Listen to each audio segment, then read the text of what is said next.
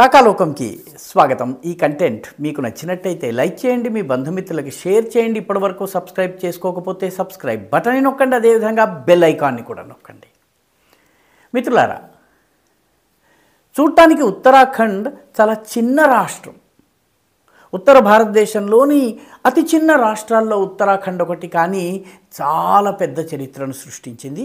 జనవరి 27వ తారీఖు నుంచి ఉత్తరాఖండ్లో యూనిఫామ్ సివిల్ కోడ్ ఉమ్మడి పౌరస్మృతి అమల్లోకి వస్తుంది. ప్రజలందరికీ సమానమైనటువంటి చట్టాలు ఉండాలి. చాలా ప్రత్యేక పరిస్థితుల్లో మాత్రమే మారుమూల ప్రాంతాల్లో ఉంటూ పూర్తిగా జనజీవనానికి దూరంగా ఉంటూ తమదైనటువంటి పద్ధతిలో జీవించే కొందరిని వదిలేస్తే మిగతా దేశమంతా ఒకే చట్టం ఉండాలని యూనిఫామ్ సివిల్ కోడ్ భావిస్తుంది. యూనిఫామ్ సివిల్ కోడ్ని తేవాలనడము రాజ్యాంగంలో ఉన్నటువంటి ఆర్టికల్ 44లో దేశము ప్రభుత్వము యూనిఫామ్ సివిల్ కోడ్ని తేవడానికి ప్రయత్నించాలి అని ఉంది. కాబట్టి ఆ ప్రయత్నాలు ఇన్ని రోజు కుహనా సెక్యులర్ రాజకీయాల కారణంగా, ఓటు రాజకీయాల కారణంగా జరగలేదు. ఉత్తరాఖండ్ ఇప్పుడు బాటలు చూపించింది. ఉత్తరాఖండ్లో యూనిఫామ్ సివిల్ కోడ్ ఏదో ఆషామాషిగా ప్రకటించలేదు. దీనికి ముందు చాలా పెద్ద ఎత్తున కసరత్తు జరిగింది. దాదాపు 2 సంవత్సరాల పాటు కసరత్తు జరిగింది. అంతర్గతంగా చట్టానికి సంబంధించి అనేక అంశాలపైన చర్చోపచర్చలు జరిగినాయి. ఆ తరువాత చట్టసభల్లో వీటిని చర్చించారు. ఆ తరువాత దీనిని గవర్నర్ పరిశీలనకు తీసుకువెళ్లారు. ఆ తరువాత ఇది అత్యున్నత స్థాయి నుంచి ఆమోదం పొందిన తరువాత కూడా రాష్ట్ర ప్రభుత్వం యొక్క సిబ్బందికి యూనిఫామ్ సివిల్ కోడ్కి సంబంధించినటువంటి రూల్స్ విషయంలో చాలా కూలంకషమైనటువంటి ట్రైనింగ్ ఇవ్వడం జరిగింది. వారాల తరబడి ఈ ట్రైనింగ్ జరిగింది. ముఖ్యంగా డ్రై రన్, అనేక రకాల పాసిబుల్ సినారియోస్, ఈ రకమైనటువంటి గొడవ అయినట్లయితే ఏం చేస్తాం, ఈ రకమైనటువంటి సిచ్యువేషన్ వచ్చినట్లయితే, పరిస్థితి వచ్చినట్లయితే అధికారులు ఎలా స్పందించాలి, ఇటువంటి అనేక డ్రై రన్స్ కూడా నిర్వహించి ఆ తరువాత జనవరి 27 నుంచి యూనిఫామ్ సివిల్ కోడ్ని అమలు చేస్తున్నారు. దీన్ని ముఖ్యమంత్రి పుష్కర్ సింగ్ ధామీ దీనికోసం ఒక అఫీషియల్ పోర్టల్ని కూడా ఏర్పాటు చేస్తున్నారు. దీంతో పాటు నోటిఫికేషన్ కూడా జారీ అవుతోంది. దీనిలో 2 భాగాలు ఉంటాయి.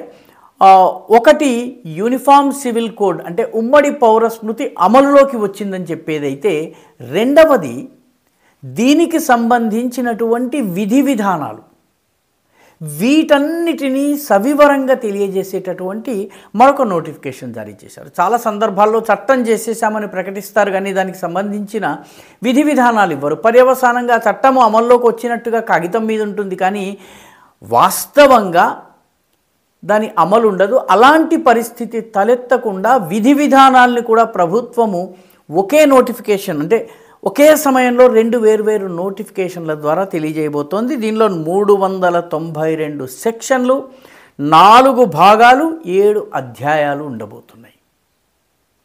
ఇప్పటికే కుహనా సెక్యులర్ శక్తులు హడావిడి ప్రారంభించేశాయి. మతతత్వవాద శక్తులు ఈ దేశంలో ఉన్న అందరికీ ఒక చట్టం ఉండకూడదని భావించేటటువంటి వాళ్ళు హడావిడి ప్రారంభించారు.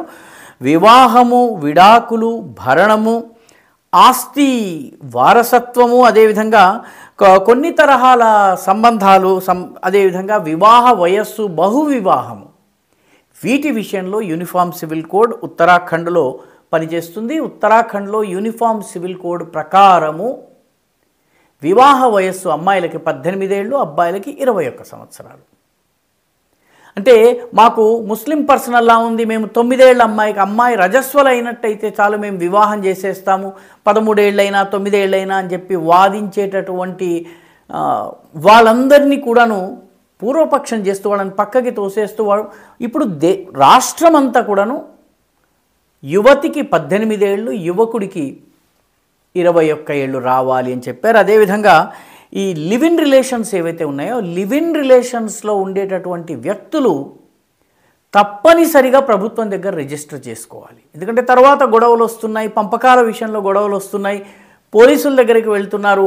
అప్పుడు పోలీసులు కావాలి, అంతకు ముందు మాత్రం మేము ఏ చట్టాలకి లోబడము, మా ఇష్టారాజ్యంగా మేము కలిసి జీవిస్తాము, కావాలనుకున్నప్పుడు వదిలేసుకుని వెళ్ళిపోతే గొడవ లేదా, తర్వాత కొట్టుకోవడము, కేసులు వేసుకోవడము, ఇవన్నీ జరగకుండా ఉండేందుకు లివ్ ఇన్ రిలేషన్షిప్లు ఏవైతే ఉన్నాయో సహజీవనం ఏదైతుందో రిజిస్ట్రేషన్ తప్పనిసరి. దాంతోపాటు రెండు వేర్వేరు మతాలకు చెందినటువంటి వ్యక్తుల మధ్య వివాహం జరిగితే స్పెషల్ మ్యారేజెస్ యాక్ట్ వాళ్ళకి వర్తిస్తుంది.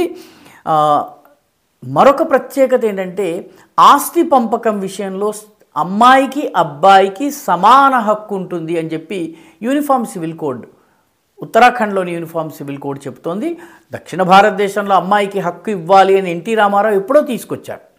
కానీ సమాన హక్కు ఇవ్వాలి, ఆస్తిలో సమానమైనటువంటి హక్కు ఉందని ఉత్తర భారతదేశంలో చాలా చోట్ల లేదు. ఉత్తరాఖండ్ చట్టము ఇది తీసుకొచ్చింది. కాబట్టి ఇది మహిళల ఫ్రెండ్లీ, మైనారిటీ వర్గాలకు చెందినటువంటి మహిళల హక్కుల్ని కాపాడుతుంది.